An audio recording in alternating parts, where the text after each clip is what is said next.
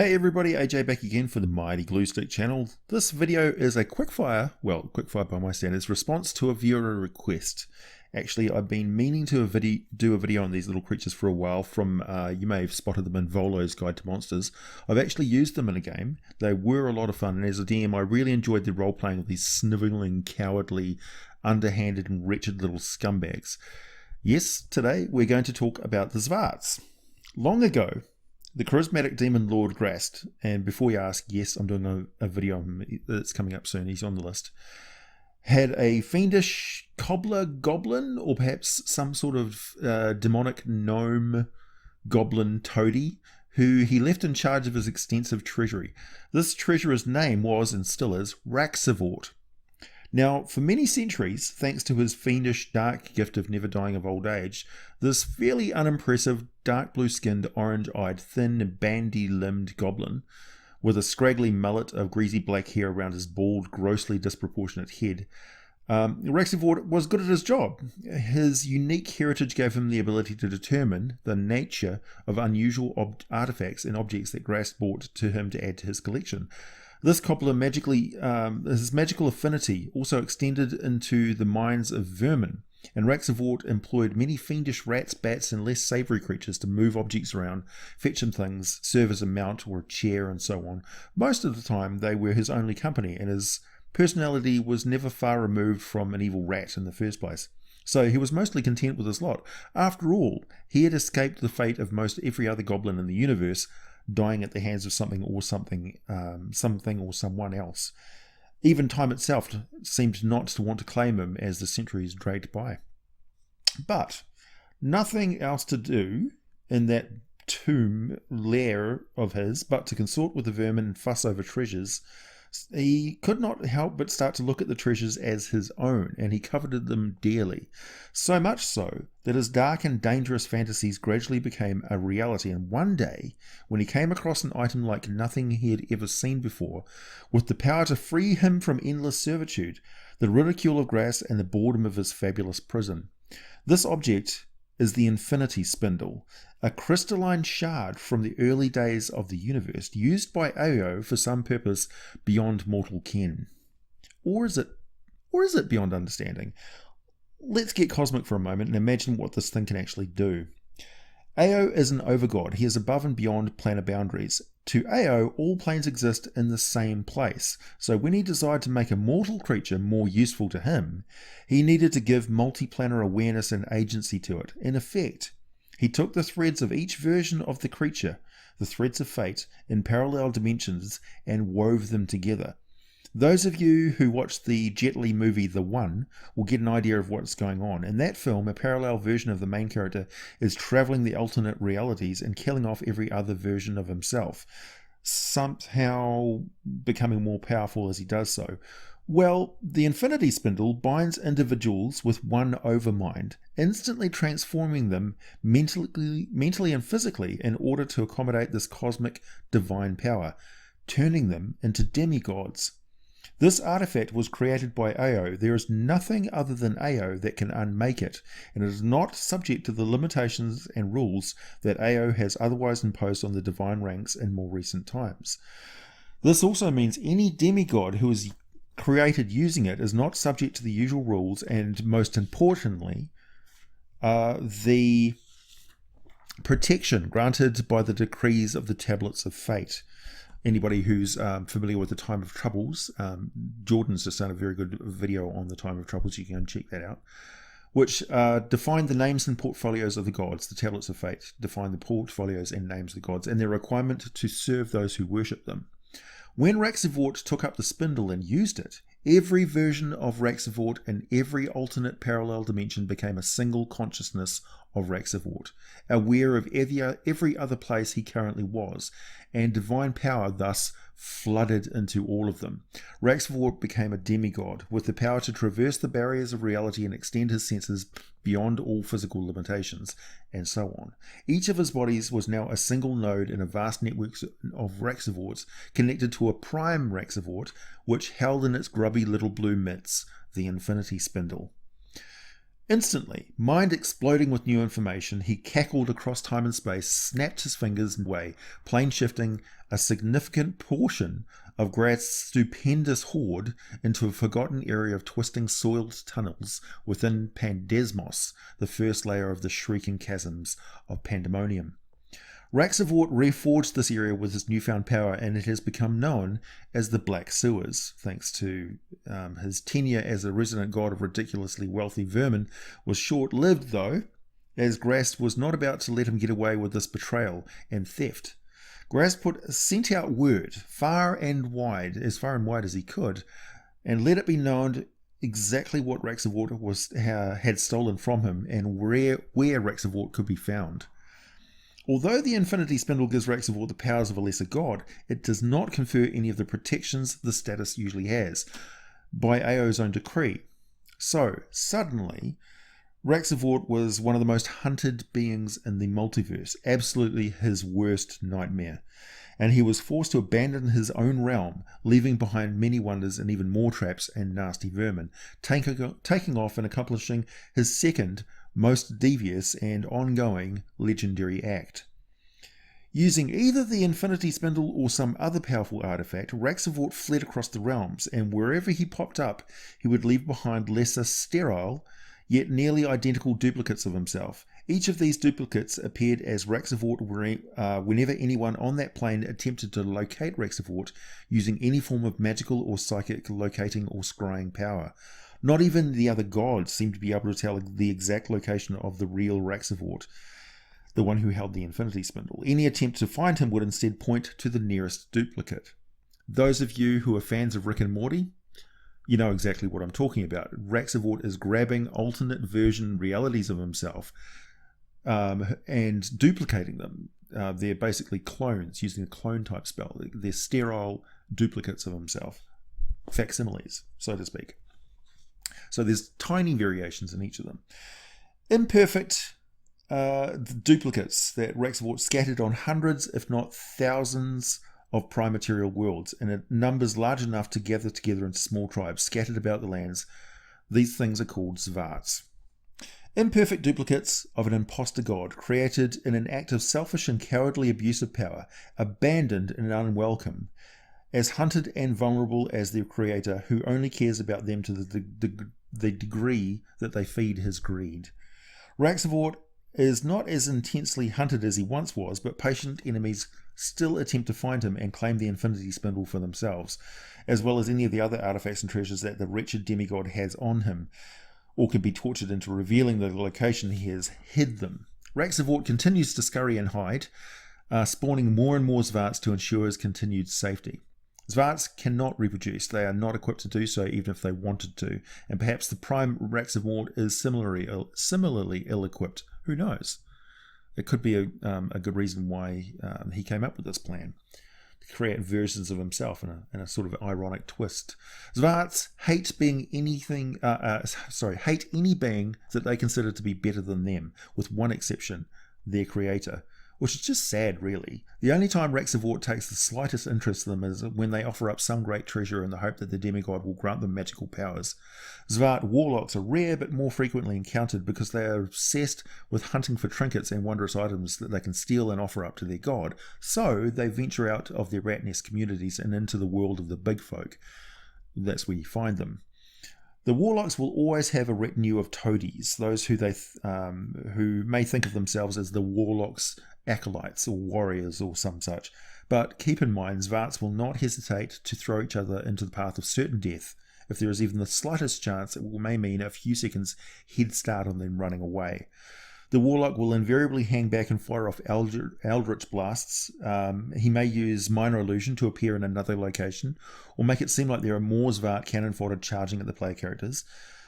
If he has enough smarts to ensure he won't use burning hands until he can catch a group of targets together. But he's so underhanded. They'll do so even if it catches other Xvarts in the conflagration, if it gains them temporary as it gains them temporary hit points when they kill an enemy, thanks to Raxivort's own blessing on them, ensuring its survival. And that's really what it's all about. The Warlock can also take the disengage action as a bonus action on each of its turns, so firing off spells, ordering toadies into the path of melee attackers, and constantly retreating to safety is basically their entire strategy. It will take off with Expeditious Retreat the moment things start to turn sour, and or it runs out of minions between it and the enemy, and as soon as it finds cover, it will cast Invisibility and hide. And if discovered, it will flee, but not before delivering a full-forced Scorching Ray point blank to discourage any further harassment. Interestingly, Xvarts are totally self-serving, chaotic and evil, but they are not interested in seeking revenge and will not kill each other out of hand. And this is an interesting aspect of total selfishness that I think people often overlook, because seeking conflict is anathema to them. They delight in killing things, but much prefer to do so when there is no risk to themselves. When the opportunity arises, they will certainly kill. If a player character finds themselves trapped and vulnerable and are found by Xvart, the best they can hope for is that Xvart will decide to sacrifice them to Raxivort and not just stab them to death with their short sword on the spot. Killing another Xvart who can potentially be exploited or sacrificed in order to save their own life is also a foreign concept to Xvart. They will never waste a resource like that. They're totally self-serving in a way that we humans find a bit disconcerting and more than a little alien. Due to Raxivort's power to charm and control vermin, rats and bats are attracted to the presence of Xvarts, somewhat unfortunately, as the Xvarts have no empathy for any other creature. The rats and bats serve as pack animals, transport, food, and expendable beasts for guarding areas or frontline in battle, for which there's no shortage of large and vicious rats who are usually starving and diseased because they're living in a Xvart community, and the Xvarts don't tend to their needs. They just give them only what they need to survive. Xvarts also live in the same environment as were-rats, and though the were-rats tend to dominate the Xvarts, they can coexist and make use of each other, but they don't like or trust each other at all. I mean, only a complete fool would trust either of those species. Goblins and Xvarts tend to hate each other. The Xvarts tend to just appear in an area suddenly in large numbers that will seek out their chosen environments for a tribal lair. This means that suddenly the local goblins and kobolds have to deal with a large invasion force they were not expecting, something which is very similar to them, but superior. And the Xvarts typically have better equipment and tactics, swarming in a massed attack, hurling nets and darts, warlocks blasting flames and scorching rays, illusions, and expeditiously enhanced were-rats who will wade into combat shrugging off non-magical weapons, seeking out spellcasters to leap at them and savagely maul them to death. Then a carpet of rats swarm over, and the first ranks of the Xvarts close in with frantic speed and stab low to the body with cruel short swords and daggers, striking to kill. They can also soften up well-defended goblin barricades by hurling flame down from the top of the back of giant bats that they're flying around on. Raxivort, it should be noted, starts to populate an area with Xvarts before he actually arrives, so he can slip in without being detected. Then he will spawn well over 100 of them, with one of them being selected for warlock powers, with a few lieutenants assigned to them as well, just for general leadership so they can bully them around. It's like a pecking order. Xvarts will sometimes work with evil gnomes and halflings. Shadow creatures often end up enslaving them, particularly Fomorians and hags love to enslave them.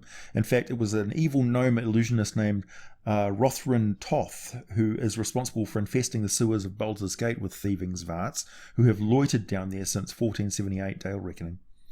As mentioned, Xvarts hate creatures that are bigger than them. The larger they are, the more they hate them. And standing only 3 foot tall, their shit list is very, very long.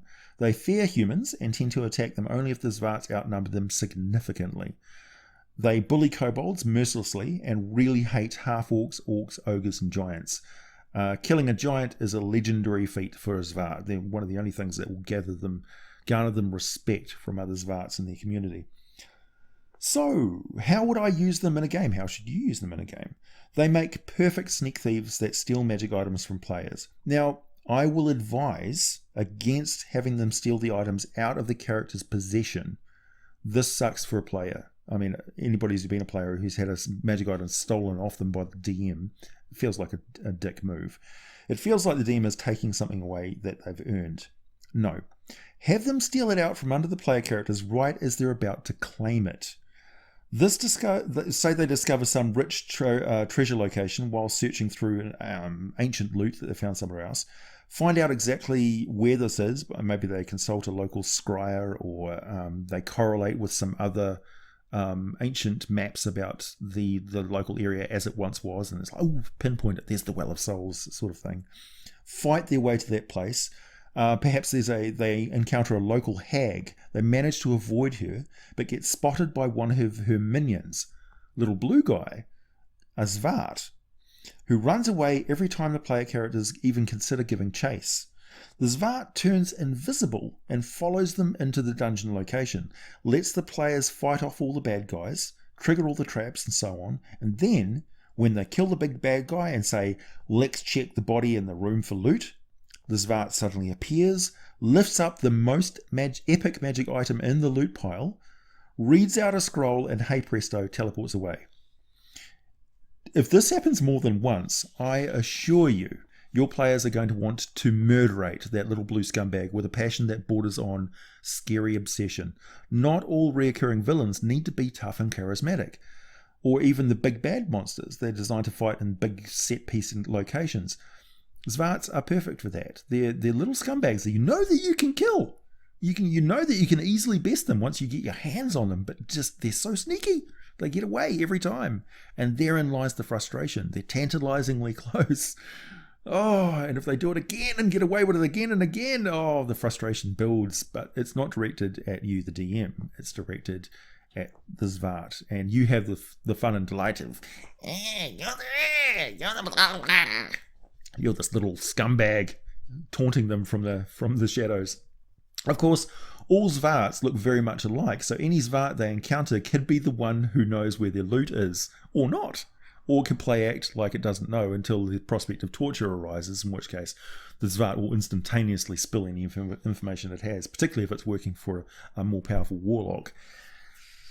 If the Xvart doesn't have the means to teleport, the chase is on. The Xvarts may run a relay race, passing off the loot to each other and diving into crevices too small for medium-sized characters to follow. They may actually employ were-rats, or the were-rats may have forced the Xvart to steal magic items for them. There could be a whole plot where the were-rats and the Xvarts are working against each other, and a warlock is trying to acquire, or one of the acolytes is trying to acquire one of these magical items, because if they sacrifice it and it's good enough, Raxivort will appear and turn them into a warlock, and then they can show those were-rats who's boss. Oh yeah, of the characters chased, if they chase the lone Xvart around a twisting network of tunnels into a large cavern, and there you go, there's damn near 100 Xvarts in it waiting to attack, and you've got an epic battle of these Lilliput monsters who can overpower you with their sheer numbers, and their stats are pretty much designed to do they use nets and darts, and I caution you, if you're putting the player characters up against a large group of foes, their power escalates quite a lot, so you've got to be careful about that. I almost wiped out I think it was about a 5th level character party with a few too many kobolds who were dead set on attacking those characters. Yeah, so you've got to be careful about using massed attackers against them. So that's the Xvarts for you. Thanks for that request. They are really fun critters, and I love the origin story of Raxivort running around, and he could actually be any of the Xvarts that you encounter. You think you're fighting one of these little things, and then it turns out, nope, it's actually a demigod. And of course, if you get involved in the hunt for Raxivort and what the actual spindle can do, oh wow, that's an entirely different adventure in itself. Thanks for listening, everybody. I'll be back again with the Steel Dragon very shortly. I was just popping in with an interlude here, but Steel Dragon is coming up next, I swear.